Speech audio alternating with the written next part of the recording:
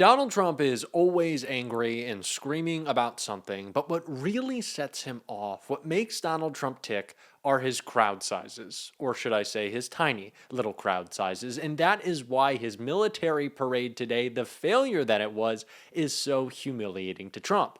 And he tried to cover it up because the White House and Trump started sharing photos of this event that notably left out one key detail: how tiny the crowds are. And they were instantly humiliated for it. We're going to get into it all, but before we do, if I could quickly ask you to leave a like on this video, and if you haven't already and you enjoy our channel, to hit that subscribe button because it goes a long way in supporting our work, and we are so close to 1 million. Now, before we can get into how all of these posts by Trump backfired and the little edits they made to them to make it look a little better, even though it wasn't, I want to hear from Rachel Maddow, who gave such an important statement on why the protests today mattered so much, and I want to take a look at that right here. So what is the most important story in our news right now, in our country, in this moment in American history?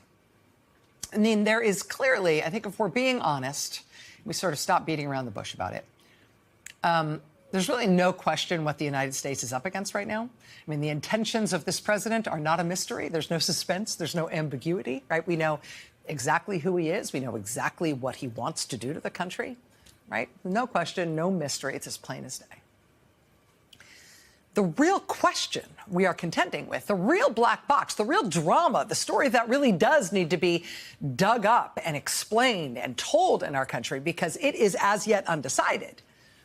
The real mystery is not him. We know him. We know what he wants and what he's trying to do. The real mystery is, will he succeed? Will he get what he wants? And the answer to that will not be found by looking at him or by watching his actions. The answer to that question will come from the people of this country. The most important story of our time is this one. What is this country going to allow him to do? This is an attempted authoritarian overthrow of the United States Constitution and the U.S. government, the attempted imposition of a dictatorial regime. That is clear.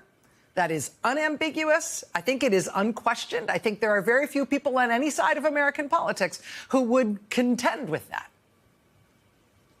The question is whether it will work. And the way we will find out whether or not it's going to work is not going to be something that happens in the White House.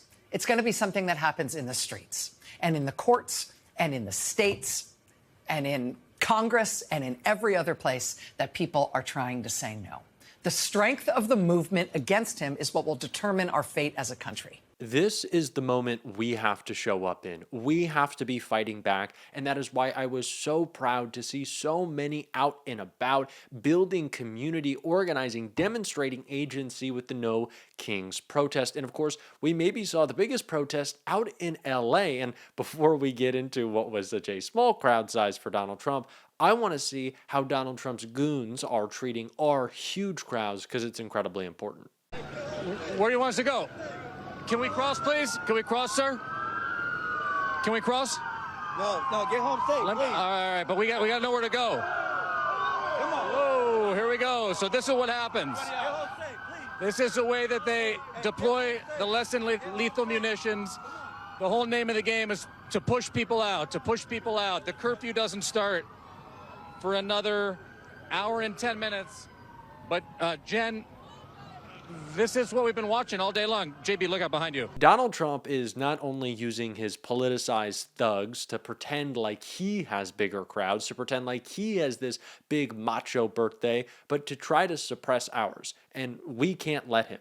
Because what is true, unlike the lies from Trump we're about to check out, is that the power is with us. We are the 99%. We are the very vocal majority in this country, and we are going to continue to speak out and call out the lies of this administration, which started with a tweet from Donald Trump's communications director at the White House, Stephen Chung, about how many people attended this parade. Stephen Chung wrote, "Amazing. Despite the threat of rain, over 250,000 patriots showed up to celebrate the 250th anniversary of the U.S. Army. God bless the USA." And of course, the White House began sharing posts, but notably, they left something out. We see this post from Donald Trump with the very blurred background of empty spaces in the crowd, but it only got worse because the White House shared this pictures of Donald Trump, Pete Hegseth, and walking with Melania, but where's that crowd size? Brian Tyler Cohen responded, "Why no shots of the crowd?"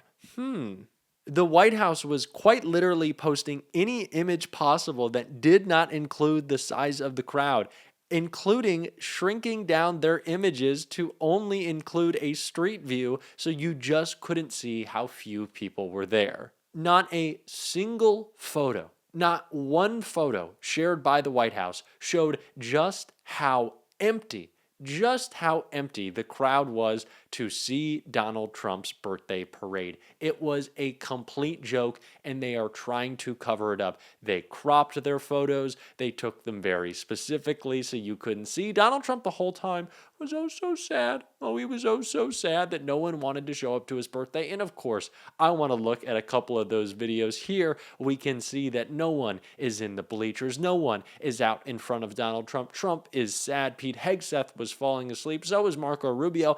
I heard Melania left early. An absolute disaster. But it wasn't the only big event today. Of course, the No Kings protest was a complete success, and one of the best moments of it for me was Congressman Jamie Raskin delivering incredible remarks, and I want to take a look at those because that's what an actual crowd looks like.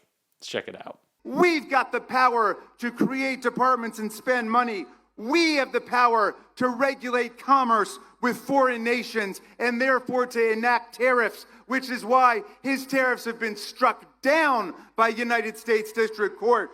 We've got the power to declare war, not the president. If anybody's going to declare war on Venezuela, it's going to be the Congress of the United States, not Stephen Miller or Tulsi Gabbard or Pete Hegseth or anyone else in their Signal chat room.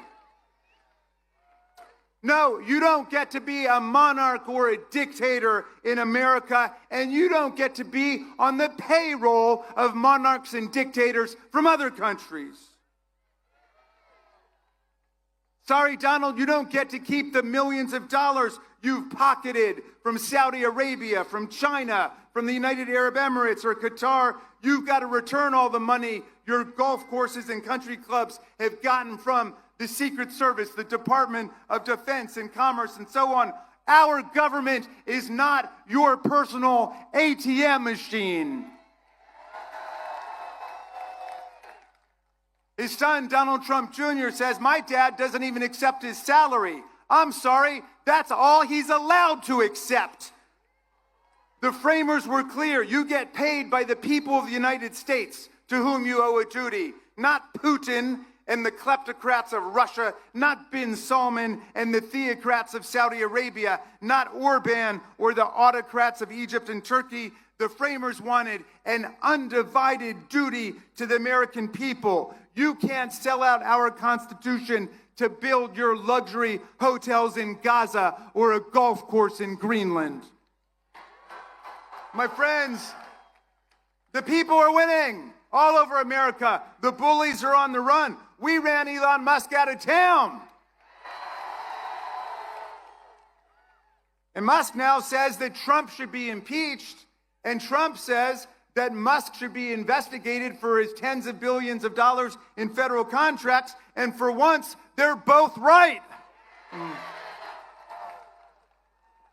My friends, fascism will not be the end of American democracy. American democracy will be the end of fascism.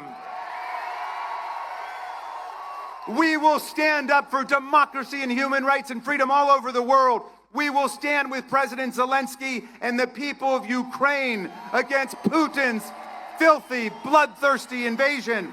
We will stand with the people of Greenland, the people of Europe and Africa, the people of Canada and Mexico for our common right to trade with each other, to respect each other, to travel and migrate and seek asylum without fear and without terror. We are the ones fighting against terror and tyranny today. And I look at you today, Philadelphia, and I know we are winning. We are winning.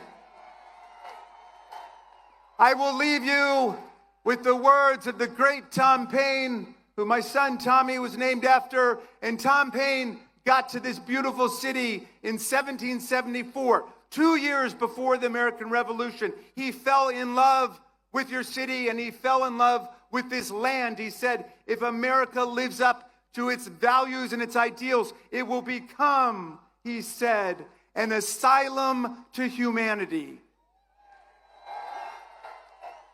Not an insane asylum, mind you, okay? A place of refuge for people seeking freedom from religious and political and intellectual and economic repression from around the world. And then he wrote the greatest pamphlet in our history, Common Sense, which ignited the American Revolution against the kings and the queens and the lords and the dictators. But 1776 was a tough year, and the country was split down the middle, and half of the people were saying, you can't beat the greatest military empire that ever existed. You can't overthrow a tyrannical king. It won't work, they said. But half the people said, let's give it a try. Let's pledge to ourselves our lives, our fortunes, our sacred honor to build a government that rests on the consent of the governed and the rights and the freedoms of the people. But in 1776, Paine wrote another pamphlet called The American Crisis to give people hope, to see it through all the way. And I'm going to quote a little passage for you. I'm going to update the language pursuant to instructions from Nancy Pelosi, because she said Tom Paine was a feminist and he wouldn't mind. And that he was fighting for women's voting rights in the 18th century. But Paine said this. He said, these are the times that try men and women's souls. The summer soldier and the sunshine patriot will shrink at this moment from the service of their cause and their country. But everyone that stands with us now will win the love and the favor and the affection of every man and every woman for all time. Tyranny, like hell, is not easily conquered, but we have this saving consolation. The more difficult the struggle, the more glorious in the end will be our victory. That victory will be ours, Philadelphia. Thank you, Indivisible. Thank you, Philadelphia. Yeah, that right there, that's what an actual crowd looks like if the White House wants to know, because they didn't really get any good shots today. Oh, man. Just complete humiliation. Everyone online was dunking on those posts, and of course they were. Makes Donald Trump so upset. That a little crowd size. I hope President Obama posts something. Oh, man. What a disaster. I'm gonna revel in this for a couple of days. I think we're gonna continue to talk about it. And if you want to stay updated on all that, of course you can hit that subscribe button, leave a like on this video, and if you stuck around to the end, you can drop a blue heart in the comments. And until next time, I'll see you soon.